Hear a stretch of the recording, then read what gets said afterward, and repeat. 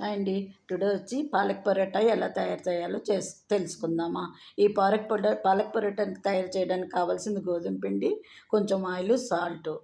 పాలక్ని మనము మిక్సీలో వేసుకొని జీలకర్ర, అల్లము, వెల్లుల్లిపాయి, లేదు ఆనియన్, మనకి ఈ మూడిట్లో ఏదో 2 వేసుకొని పేస్ట్ చేసుకోవాలి. ఆ పేస్ట్ని పూర్తిగా ఈ పిండిలో కలుపుకొని ఇలాగ రోటీల్లాగా చేసుకోవాలండి.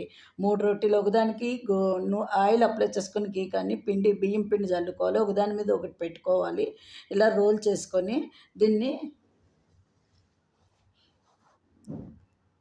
కట్ చేసుకోవాలి. కట్ చేసుకొని ఒక్కొక్కటి కట్ చేసుకొని కాజాల షేప్లోని దీన్ని ఇట్లా అడ్డంగా నొక్కి పరోటాలాగా చేసుకోవాలండి. గీతో కాల్చుకోవడమేనండి. దీనికి ఇలా చూడండి, ఇలా చేసుకుని గీతో కాల్చుకోవాలి. ఈ షేప్లో చేసుకొని పొరలు పొరలు బాగా వస్తాయి.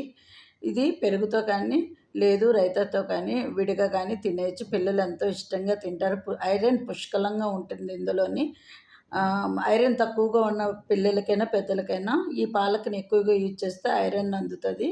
ఇవి గీతో కానీ నూనెతో కానీ కాల్చుకోవచ్చు. కాల్చుకున్న తర్వాత పక్కన సబ్జీ తయారు చేసుకుందాము. ఆ సబ్జీ ఏదైనా మనకు నచ్చిన సబ్జీ, పెద్దవాళ్ళకైనా చిన్నవాళ్ళకైనా. మిక్స్డ్ సబ్జీ చేశానండి ఈవేళ. ఇదేమో చూడండి, ఈ పొరలు ఇలా కనిపిస్తున్నాయి రోటీకి. ఈవేళ వంకాయ, చిక్కుడుకాయ, బంగాళదుంప అన్నీ కలిపి మిక్స్డ్ సబ్జీ చేశాను. దీనికి కొత్తిమీర, కారం పెట్టాను.